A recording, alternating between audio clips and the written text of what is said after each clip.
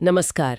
आज की चर्चा एक ऐसे सवाल से शुरू हो रही है जो सोचने पर मजबूर करता है और शायद थोड़ा आप कह सकते हैं असहज भी लगे। बिल्कुल। सवाल एक कहानी के कुछ अंशों से उभरा है, वेश्या का धर्म क्या होता है। हाँ, ये सवाल अपने आप में काफी गहरा है। हमारे पास इसी कहानी के कुछ बिखरे हुए टुकड़े हैं और आज हम कोशिश करेंगे कि इन्हीं की गहराई में उतरें, समझें कि ये क्या दर्शाते हैं। बिल्कुल, चलिए देखते हैं। तो एक अंश में जिक्र है गंगा तट पर पूजा पाठ का। किरदार पूजा कर रही है। ये पहली नजर में ही थोड़ा विरोधाभासी नहीं लगता? समाज की छवि और ये व्यक्तिगत आस्था। हाँ, लगता तो है विरोधाभासी, पर ये शायद सिर्फ विरोधाभास ना हो।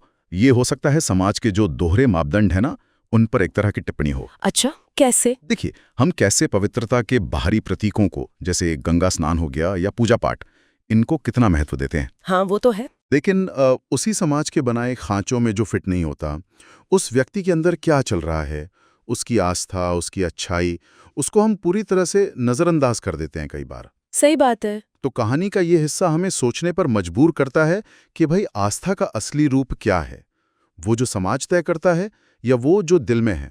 बिल्कुल। और इसी इसी जटिलता में एक और परत जुड़ती है। कहानी के अंश बताते हैं कि किरदार के पिता बीमार थे। हाँ, ये वाला हिस्सा।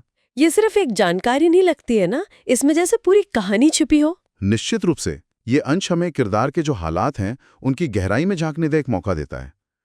क्या ये कोई मजबूरी थी, कोई त्याग था? ये उस धारणा को चुनौती देता है कि किसी का पेशा ही उसकी पूरी पहचान है या उसके सारे चुनाव जो हैं वो अपनी मर्जी से होते हैं। हाँ, सही कहा। पिता की बीमारी का जिक्र एक मानवीय पहलू सामने लाता है जो अक्सर वो जो सामाजिक कलंक का शोर है ना, उसमें दब सा जाता है। यह हमें कहता है कि किरदार को सिर्फ एक लेबल की तरह मत देखो, एक इंसान की तरह देखो जिसके जीवन में अपनी मजबूरियां हो सकती हैं। और फिर एक और चौंकाने वाली बात, कहानी का एक हिस्सा कहता है ग्राहक होना भी आसान नहीं। हाँ, ये पंक्ति ये तो पूरी स्थिति को एक अलग ही नजरिए से दिखाती है। आमतौर पर चर्चा एक तरफा होती है, लेकिन ये तो सिक्के का दूसरा पहलू सोचने पर मजबूर करती है। हाँ, ये दिलचस्प है। ये दिखाता है कि इस स्थिति में जितने भी लोग शामिल हैं, सबकी अपनी जटिलता है। ये शायद इस ओर इशारा करता है कि किसी को एक वस्तु की तरह देखना या आंकना कितना आसान लगता है बाहर से, लेकिन हर भूमिका की अपनी मुश्किलें होती हैं, शायद अपनी नैतिकता की कश्मकश भी। सही है। ये पूरी तस्वीर को और मानवीय बनाता है, जहाँ कोई भी पूरी तरह से अच्छा या बुरा नहीं है, बल्कि हर कोई अपनी अपनी परिस्थितियों से जूझ रहा है। जैसे तो इन सब सामाजिक और व्यक्तिगत जटिलताओं के बीच कहानी एक बहुत बुनियादी सवाल उठाती है कि असल धर्म क्या है। हाँ, एक पंक्ति है, जब इंसान ही नहीं रहेगा तो मजहब का क्या करोगे। ये तो मतलब सीधे सीधे इंसानियत को किसी भी धार्मिक पहचान से ऊपर रख रही है। बिल्कुल। और मुझे लगता है यही इस कहानी का केंद्रीय बिंदु है। यहाँ धर्म को दो स्तरों पर देखा जा रहा है। अच्छा।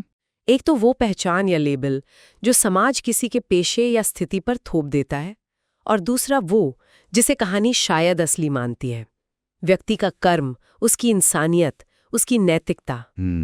ये पंक्ति एक बहुत शक्तिशाली बयान है कि इंसानियत का जो रिश्ता है वो किसी भी बने बनाए धर्म या सामाजिक नियम से कहीं बड़ा है। ये कर्म के सिद्धांत की ओर इशारा करती है कि आपके कार्य ही आपका असली धर्म है।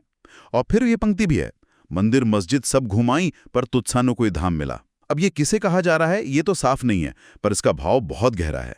ये सच्ची शांति या ईश्वर की तलाश के बारे में क्या कहता है? ये पंक्ति जो पारंपरिक धार्मिक स्थल है और जो सच्ची आध्यात्मिक शांति है, उसके बीच अंतर को शायद उजागर करती है। ऐसा लगता है कि किरदार को बाहरी कर्मकांडों या धार्मिक इमारतों में वो सुकून या वो जुड़ाव महसूस नहीं हुआ। अच्छा। जो शायद उसे किसी मानवीय रिश्ते में मिला हो या अपने कर्मों में, या हो सकता है अपने अंदर ही मिला हो। हाँ, हो सकता है। ये इस विचार को बल देता है कि सच्ची आस्था या शांति का स्रोत बाहरी दुनिया में जरूरी नहीं कि मिले, वो आंतरिक अनुभव या मानवीय संबंधों में भी हो सकता है। तो इन सब टुकड़ों को अगर हम जोड़कर देखें तो ऐसा लगता है कि ये कहानी हमें किसी के बाहरी स्वरूप, उसके पेशे या समाज ने जो तमगे दिए हैं, उनसे परे देखने के लिए कह रही है। बिल्कुल। ये सामाजिक मापदंडों पर सवाल उठा रही है और जोर दे रही है कि असली चीज इंसान का कर्म है, उसकी इंसानियत है। हाँ, कहानी का सार यही लगता है कि किसी व्यक्ति का मूल्यांकन उसके सामाजिक लेबल से नहीं,